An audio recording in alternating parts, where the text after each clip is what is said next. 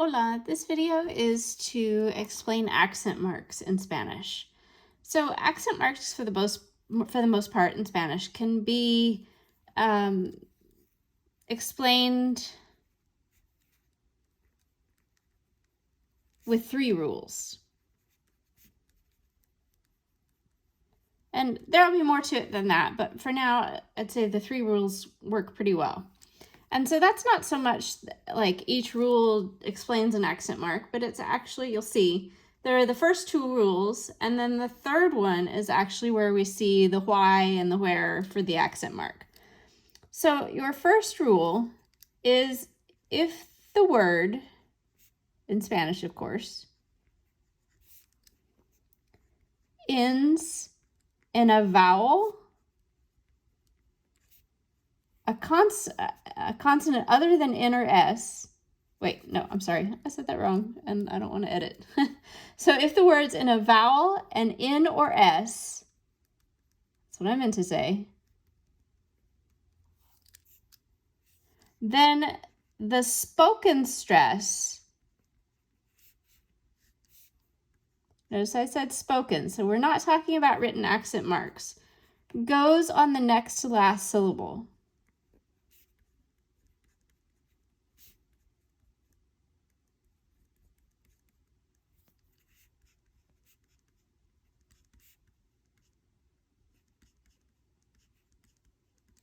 Okay, some examples here.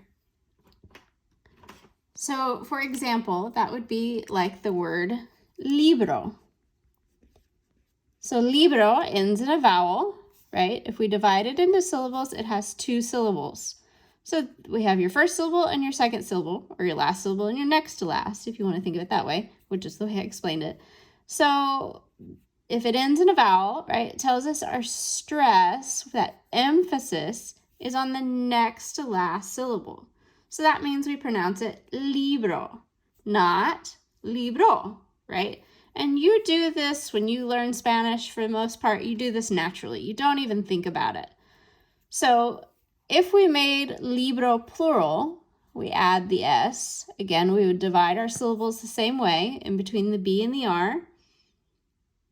So now it's the second part of that rule, right? The vowel, the N, or the S. So it ends in an S, right? And so that means, again, that our spoken stress is on that first syllable, libros. That's right where we want it to fall. So there's no need for a written accent at this point. An example of a word ending with an N, you could do a conjugated verb, for instance, hablan, which is they speak. So again, it ends in an N, right? If we divide it into the 2 syllables, my spoken stress would be here, hablan. That's right where we want it.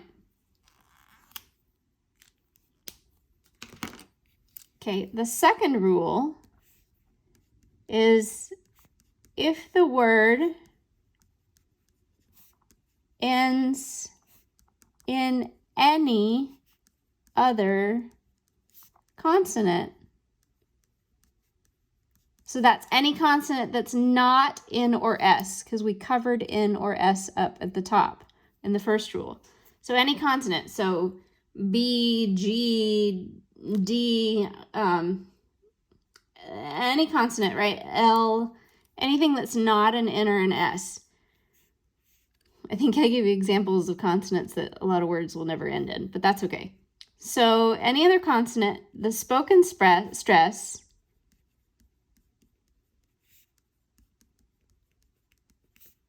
falls on the last syllable of the word.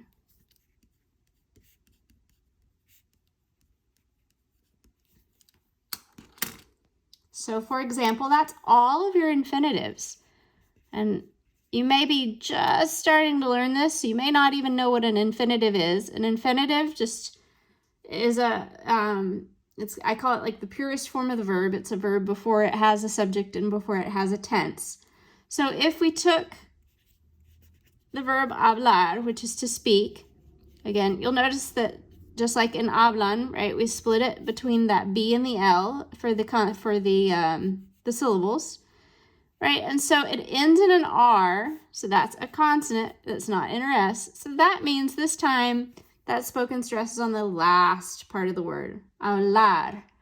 So that's the case for all of our infinitives. All of our infinitives end in an R, and so of course the spoken stress is on that last part. An example maybe of a different consonant. Let's try edad, the word for age. So typically in Spanish, more than you need to know at this point, but we would usually start, if we have two consonants together, we split them to create the syllables. If we don't, we like to actually start a syllable with a consonant if we can, but we're not sweating that here. But the point here is, so we have e and dad. Dad ends with a D, so that's a consonant that's not an N or an S. So my spoken stress is here on that last syllable, edad. Okay, the third rule is if the word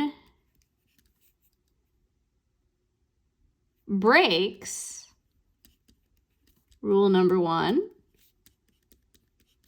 or rule number 2, then the word has a written accent. So there we go. Now we're finally looking at when we would have it. So for that, let's look at the word bolígrafo. Bolígrafo, I'm going to do it wrong and then I'm going to fix it, is one of those words that Spanish board books really like to start out with. And I know it confuses some students because it's the word for pen. We may not use it in Latin America, Central America so much. In Spain, you're more likely to use it. So you may not be that in tune with that word, but that's okay. I like it because it's got several syllables. Introductory Spanish verbs books use it, and so you can hear and see where those accents are moving. So if we do our little syllable divisions here, and I messed up already. I should have split that G in the...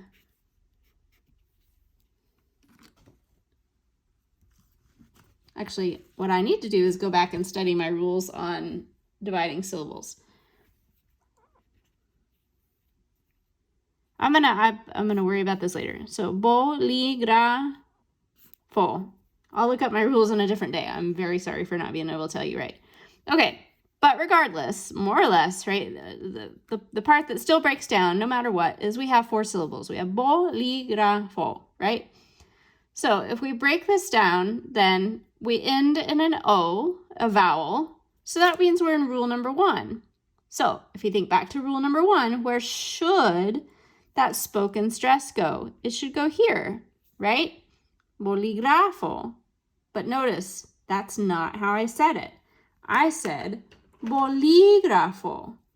So because I broke rule number 1 and I said bolígrafo, then I need a written accent mark. So that's the idea. Basically in Spanish is if the word is pronounced, how do I want to say this? If the word breaks the rule number 1 or rule number 2, we do number 3 with the written accent mark so that the accents match, or the pronunciation matches the spelling. There we go. That's what I wanted to say.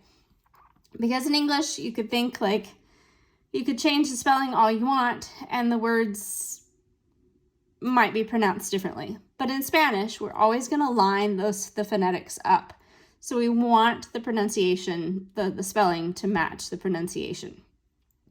Okay, so I'm going to go ahead and let that be it for now. There are more cases and there are more ways, but just to kind of keep this wrapped in under 10 minutes, I'm going to end this one. But do know, so this is one way that you use accent marks. The other way that I didn't do here is to differentiate parts of speech. So, for instance, the words tú and tú, one with the accent, one without the accent. You have them used in different parts of speech, and so it's to show kind of importance of which one is more important in the terms of grammar. So I hope that helps. I can do another one maybe a little bit later for digging in a little bit deeper and doing some more examples. Adios.